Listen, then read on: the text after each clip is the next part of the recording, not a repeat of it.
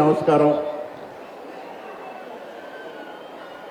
గొప్ప కార్యక్రమాన్ని అధ్యక్షత వహిస్తున్నటువంటి జిల్లా ట్రాన్స్మా అధ్యక్షులు నిత్యానందం గారు, గౌరవ శాసనసభ్యులు భూపతి రెడ్డి గారు, గౌరవ శాసనసభ్యులు సూర్యనారాయణ గుప్తా ధన్పాల్ గారు, ధన్పాల్ తర్వాత పెట్టమన్నారు. వేదిక పైన ఆశలైనటువంటి సీనియర్ నాయకులందరికీ, అదేవిధంగా ట్రాన్స్మా నాయకులు శేఖర్రావు గారికి, యాదగిరి గారికి, జయసింహ గారికి, జనార్దన్ గారికి, రమేష్ గారికి, రమణారావు గారికి, నరసింహారావు గారికి, ముందున్నటువంటి ఉపాధ్యాయులు, సోదర సోదరిమణులు, పాత్రికేయులు అందరికీ కూడా నమస్కారం. గురువుల్ని గౌరవపరుచుకుంటూ, గురువుల్ని గుర్తు చేసుకుంటూ జరిపే మహోత్సవం గురు పూజోత్సవం. రాధాకృష్ణ గారు భారతదేశ రాష్ట్రపతిని కాకుండా ఒక తత్వవేత్తగా, ఒక ఉపాధ్యాయుడిగా, ఒక ప్రొఫెసర్గా, ఎన్నో యూనివర్సిటీల్లో బోధించే వ్యక్తిగా, ఆ తర్వాత మనకు రాష్ట్రపతిగా సేవలు అందించినటువంటి సర్వేపల్లి రాధాకృష్ణన్ గారి యొక్క జన్మదినోత్సవాన్ని మనం గురు పూజోత్సవంగా జరుపుకుంటాం. 5న గురు పూజోత్సవం జరుపుకున్నాం. సమయం లేక మా జయసింహ గారు అడిగితే ఈరోజు మీ చెంతకు రావడం జరిగింది. మిత్రులరా, భారతదేశ సంస్కృతిలో గురువుది అత్యున్నత స్థానం. తల్లిదండ్రులు జీవమిస్తే మనకు భవిష్యత్తులో తీర్చిదిద్ది జ్ఞానమిచ్చే వ్యక్తులు గురువులు. అందుకే మన చరిత్ర, మన ఉపనిషత్తులు చెప్తాయి, మాతృదేవోభవ, పితృదేవోభవ, ఆచార్య దేవోభవ అని. తల్లిదండ్రులతో పాటు ఆచార్యని జోడిస్తేనే జీవితం, భవిష్యత్తు సుగమంతమవుతుందని చెప్పడానికి మన చరిత్ర పదాలు చెప్పినారు.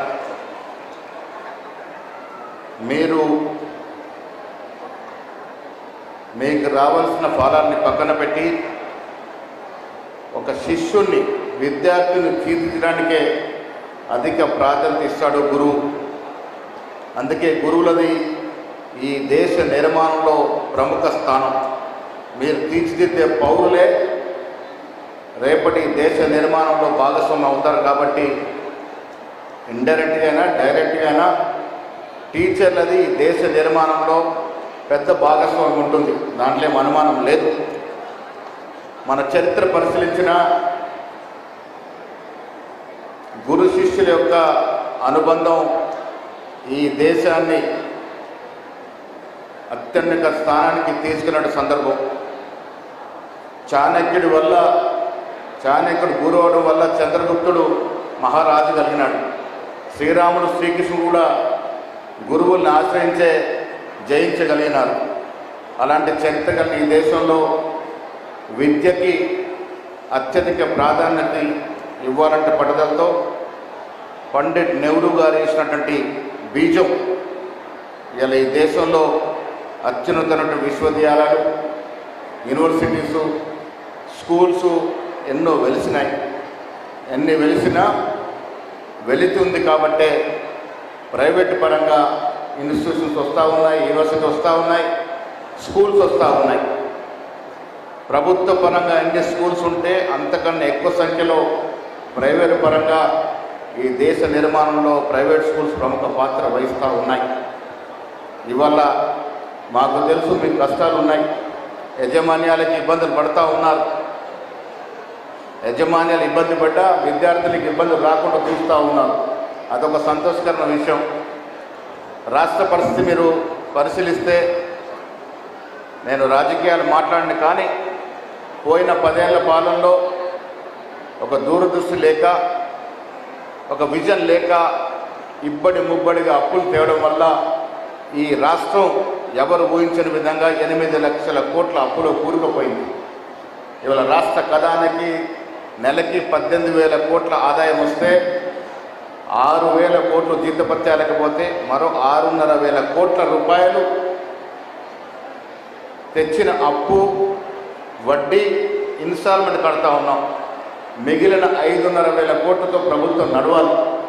ఎంత ఇబ్బంది ఉంటుందో మీకు తెలియంది కాదు. చాలా సందర్భాల్లో మిత్రులు నాతో రావడం జరిగింది బిల్లుల కోసం. కొంత ఇప్పించగలిగినాం, కొంత ఇప్పించగలిగినాం. పోయిన ఎలక్షన్ కొంత ఇప్పించగలిగినాం. మొన్న కూడా ముఖ్యమంత్రితో మాట్లాడి 600 కోట్లు తక్షణమే రిలీజ్ చేయాల్సిందిగా కూడా ఆదేశించడం జరిగింది.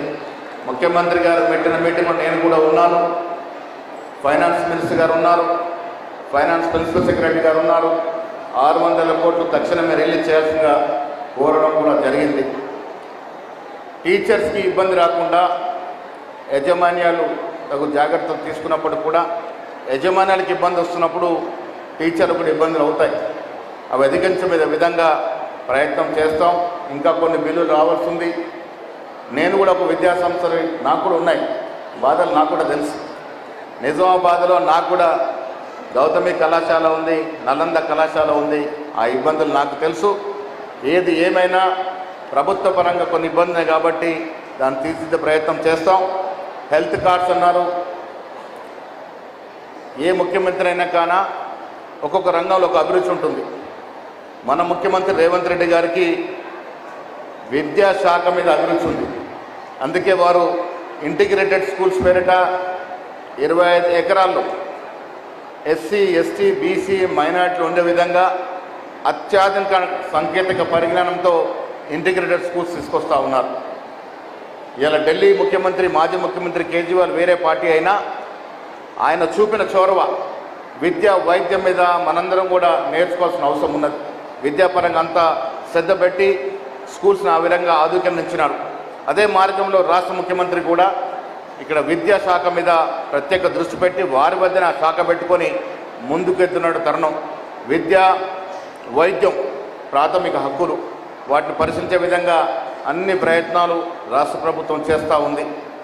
గౌరవనీయులు ఎమ్మెల్యే గారు చెప్పినారు, 25 ఎకరాల స్థలం నిజంగా నిజామాబాద్ లాంటి ప్రాంతంలో దొరకాలంటే ఇబ్బందిగా ఉంది. ముఖ్యమంత్రితో మాట్లాడదాం. మీరు, నేను, భూపతి రెడ్డి గారు వెళ్ళి ముఖ్యమంత్రితో మాట్లాడదాం. దానిని వెసులుబాటు కలగజేస్తే తప్పకుండా వెసులుబాటు తీసుకొని నిజామాబాద్లో కూడా అతి త్వరలో ఇంటిగ్రేటెడ్ స్కూల్ తెచ్చుకునే ప్రయత్నం చేస్తామనే మాట కూడా ఈ సందర్భంగా మనవి చేస్తూ ఉన్నాను. ట్రాన్స్మా బిల్డింగ్ హైదరాబాద్లో స్థలం కావాలన్నారు.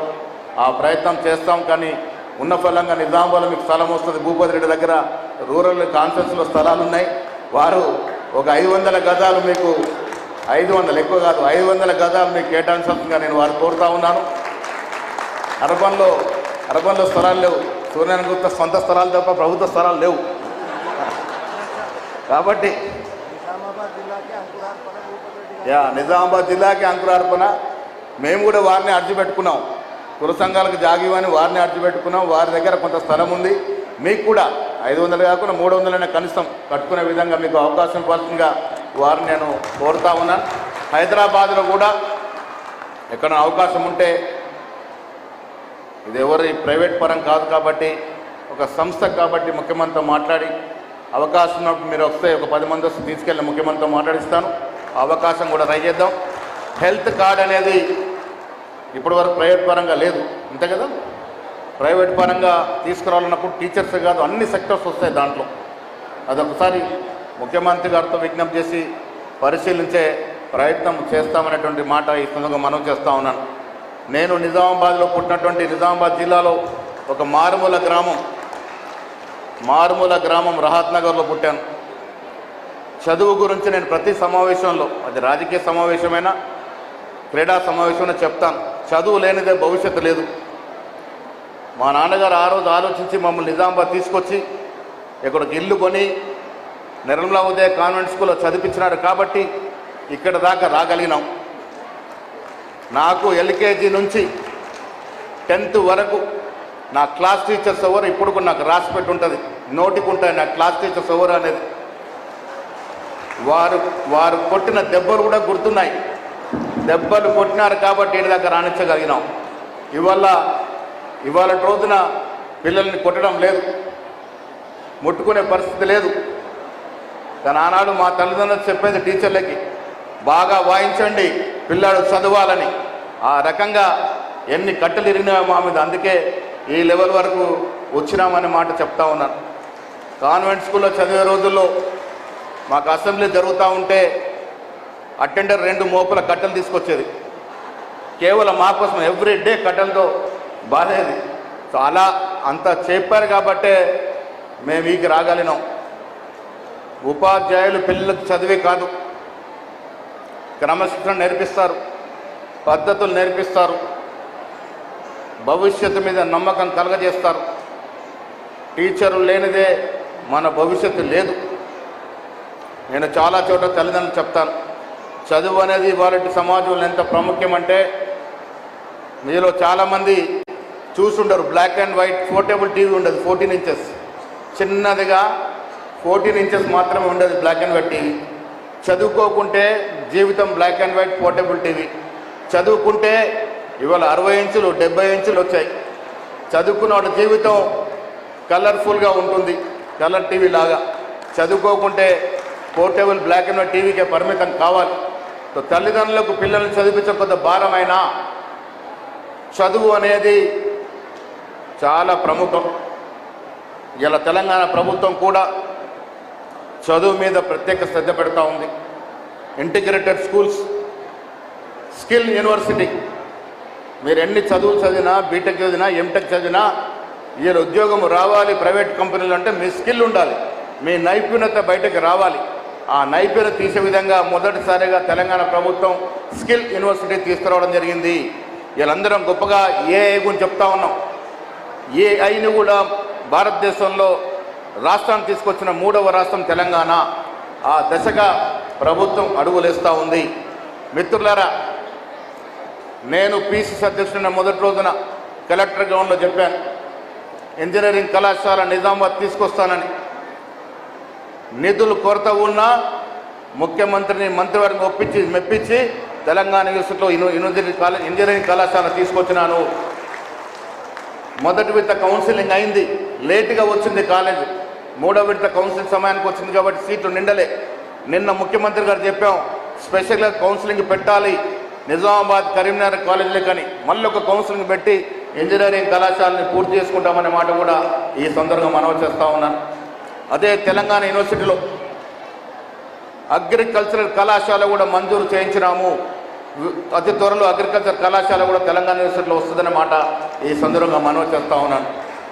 మేము చేసే కృషి అంతా కూడా భూపతి రెడ్డి గారి ఇలాకాలో పోతూ ఉన్నాయి. ఆయన కృషి కూడా ఉంది. ఇంజనీరింగ్ కళాశాల ఆల్మోస్ట్ మిస్ అయింది. నాకు బాలకృష్ణారెడ్డి గారు ఫోన్ చేసి, సార్ ఈ కౌన్సిలింగ్ మిస్ చేయట్లేదన్నారు. నేను గాంధీ భవన్ నుంచి నేరుగా ముఖ్యమంత్రి దగ్గరికి వెళ్ళి 1 గంటలో అధికారులను పిలిపించి ఇది కౌన్సిలింగ్లో పెట్టి కాలేజ్ పర్మిషన్ తీసుకొచ్చినాం. నేను అది చెప్పాను, నేను నిజామాబాద్ మొదటిసారి పోయినప్పుడు ఇచ్చిన మాట ఇది, నా మాట పోతుంది కాబట్టి ఇవ్వాల్సింది అంటే ముఖ్యమంత్రి గారు దాన్ని ఇంజనీరింగ్ కళాశాల మంజూరు చేయడం జరిగింది. అగ్రికల్చర్ కళాశాల వచ్చింది. నిజామాబాద్ జిల్లా వ్యవసాయ పరంగా పెద్ద జిల్లా. ఒకప్పుడు పారిశ్రామిక పరంగా ఆసియా ఖండంలో పెద్దదైనటువంటి నిజాం షుగర్ ఫ్యాక్టరీ ఉండేది. ఇవాళ ఇండస్ట్రీలు పోయాయి, అగ్రికల్చర్ మాత్రం మిగిలింది. షుగర్ కేన్ ఎవరు పండించట్లే. వ్యవసాయ పరమే కాకుండా విద్యాపరంగా పారిశ్రామిక పరంగా నిజామాబాద్ జిల్లా అభివృద్ధి చెందాలనే ధ్యేయంతోనే ముందుకు పోతూ ఉన్నాం. అభివృద్ధిలో పార్టీలు ఉండవు. సూర్యనారాయణ గుప్తా గారు నేను పలుమార్లు ముఖ్యమంత్రిని కలిసాం. వారు బీజేపీ, నేను కాంగ్రెస్. పార్టీలు కాదు ఇక్కడ. అభివృద్ధి కావాలనుకున్నప్పుడు బీజేపీ శాసనసభ్యులు, కాంగ్రెస్ అందరం కలిసి ముఖ్యమంత్రికి వెళ్ళి కలిసాం. ఇంటిగ్రేటెడ్ కళాశాల నిజామాబాద్కి రావాలి, వెసులుబాటు కోసం ప్రయత్నం చేస్తామనే మాట కూడా ఈ సందర్భంగా మనవి చేస్తాం.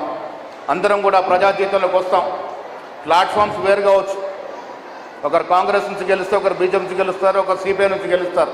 కానీ అల్టిమేట్ గోల్ ఒక లీడర్కి ప్రజాసేవ. ప్రజాసేవలో చేయాలనుకున్నప్పుడు కష్టపడి పనిచేయాలి.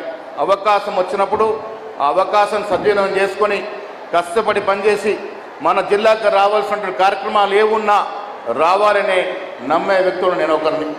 ఏ మంత్రి కన్నా చెప్తాను, ఇది పిసిసి అధ్యక్షుడు జిల్లా, ఏ అవకాశం వచ్చినా నిజామాబాద్ జిల్లాకి రావాలి. ఆ ప్రయత్నంలో భాగంగానే ముందుకు పోతూ ఉన్నాం. అదృష్టవశాత్తు ఎమ్మెల్యేలు కూడా భూపతి రెడ్డి గారు కానీ, మా సూర్యనారాయణ గుప్తా గారు కానీ, మా సీనియర్ అంటే సుదర్శన్ రెడ్డి గారు కానీ అందరం కూడా అభివృద్ధి జరగాలని ఆకాంక్షించేటట్టు నాయకులం.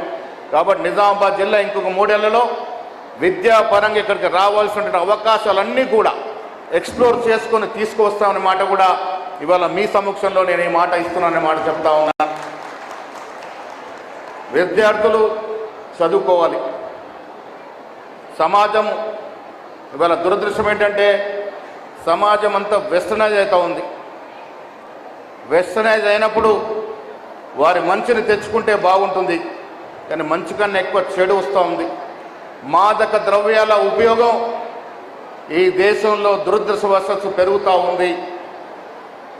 మన పిల్లల్ని అనునిత్యం కాపాడుకోవాల్సిన పరిస్థితులు వస్తూ ఉన్నాయి. పిల్లలు చెడుదారి పడుతూ ఉన్నారు. దాంట్లో ఎడ్యుకేట్ చేయాల్సిన బాధ్యత తల్లిదండ్రులకు ఎంత ఉందో మీకు కూడా అంతే ఉందనే మాట, ఆ కార్యక్రమంలో మీరు ముందుండాలనే మాట కూడా నేను ఈ సందర్భంగా మనవి చేస్తూ ఉన్నాను. డిఓ గారు ఇక్కడ ఉన్నారు. Private schools on par with government schools పోతూ ఉన్నాయి. రికగ్నిషన్ల విషయంలో కానీ చిన్న చిత్ర ప్రాబ్లమ్స్ ఉంటే తక్షణమే సాల్వ్ చేయాల్సిన విజ్ఞప్తి చేస్తూ ఉన్నాను. ఎందుకంటే స్కూల్స్ వచ్చినప్పుడు అన్నీ తక్కువ ఉంటే ఓకే, కొద్దిగా అటు ఇటు ఉన్నప్పుడు కొద్దిగా లిబరల్గా మనం ప్రైవేట్ స్కూల్స్ని ఎంకరేజ్ చేయాల్సిన అవసరం ఉన్నది. ఎడ్యుకేషన్ రావాలి, ఎడ్యుకేషన్లో క్వాలిటీ ఎడ్యుకేషన్ రావాలి. చాలా స్కూల్స్ నేను ప్రైవేట్ యజమానులు కూడా చెప్తా ఉన్నాను, స్కూల్ పెట్టాము కదా స్ట్రెంత్ వచ్చింది కదా, కాదు. అట్లా చాలా ఉంటాయి. క్వాలిటీ అనేది ఇంపార్టెంట్. అది ఎడ్యుకేషన్ అయినా, హెల్త్ అయినా, స్పోర్ట్స్ అయినా క్వాలిటీ తెస్తే తప్ప మనం ముందుకు పోలేము. మీకు కొద్దిగా కష్టమవుతుండొచ్చు, కొద్దిగా ఎక్కువ ఖర్చు అవుతుండొచ్చు, కానీ క్వాలిటీ ఎడ్యుకేషన్ ఇచ్చే విధంగా ప్రయత్నం చేయాల్సిందిగా నేను మనవి చేస్తూ ఉన్నాను. స్కూల్తో పాటు స్పోర్ట్స్ కూడా నేను స్పోర్ట్స్ పాలసీ తయారు చేసిన ముఖ్యమంత్రి గారు విజ్ఞప్తి చేశాను. ప్రైవేట్ స్కూల్స్ మన హైదరాబాద్లో చూస్తాం, ప్యాక మాటలాగా అంతస్తులు కట్టేస్తూ ఉన్నారు. ఒక్క స్కూల్కి ప్లే గ్రౌండ్ ఉండదు. పిల్లలకి మెంటల్ స్ట్రెయిన్ తప్ప ఫిజికల్ స్ట్రెయిన్ లేదు. నేను కాన్వెంట్ స్కూల్ చదువుకున్నప్పుడు 2 ఫుట్బాల్ గ్రౌండ్స్, జాన్కంపేటలో 2 ఫుట్బాల్ గ్రౌండ్స్, ఇక్కడ నిర్మలోదయ బాయ్స్ కాంట్లో ఒక ఫుట్బాల్ గ్రౌండ్. అలా ఆడినాం కాబట్టే నేను ఆ రోజు కరాటేలో చేరి కరాటేలో బ్లాక్ బెల్ట్ తెచ్చుకోగలిగినాం. స్పోర్ట్స్ లేకుంటే పిల్లలకి భవిష్యత్తు ఉండదు. తల్లిదండ్రులు కూడా ఏమైపోయిందంటే చదవాలి చదవాలి చదవాలి, ఉద్యోగం రావాలి రావాలి, అది ఇంపార్టెంటే, చదవాలి ఉద్యోగం రావాలి, కానీ ఫిజికల్ స్ట్రెయిన్ ఉండాలి. ఆ దశగా స్పోర్ట్స్ మీద కూడా మీరు ప్రత్యేక దృష్టి పెట్టాలి. నేనైతే ముఖ్యమంత్రి చెప్పాను, 2 ఏళ్ల తర్వాత ప్రైవేట్ స్కూల్స్కి పర్మిషన్ ఉండాలంటే either they should have a own play ground or they should rent a play ground, అయితేనే పర్మిషన్. ఆ దశగా స్పోర్ట్స్ పాలసీని కూడా రూపకల్పన చేస్తూ ఉన్నాం. చదువుతో పాటు స్పోర్ట్స్ మీద కూడా కాన్సన్ట్రేట్ చేయాలి. నేను మళ్ళీ మీకు చెప్తా ఉన్నాను, మీకుండే సమస్యల్లో తీర్చడానికి మేమందరం సిద్ధం. ఆర్థిక పరిస్థితి బాగాలేదు, అయినా నిజామాబాద్ కోసం ప్రత్యేకంగా మనం తెచ్చుకునే ప్రయత్నం చేస్తాం. మీరు కూడా క్వాలిటీ ఎడ్యుకేషన్ పెంపొందించే విధంగా ప్రయత్నం చేయాల్సిందిగా మీ అందరు విజ్ఞప్తి చేస్తూ, ప్రొద్దున వచ్చారు, ఇప్పటిదాకా వెయిట్ చేస్తూ ఉన్నారు. మీ అందరికీ ధన్యవాదములు, మీ ఓపికకి ధన్యవాదములు. పత్రికే మిత్రులకి, వేదిక పైన పెద్దలందరికీ, మీ అందరికీ కూడా మరొక్కసారి ధన్యవాదాలు తెలియజేస్తూ, ఈ గురు పూజోత్సవం టీచర్స్ డే సందర్భంగా మీ అందరికీ శుభాకాంక్షలు. జై హింద్.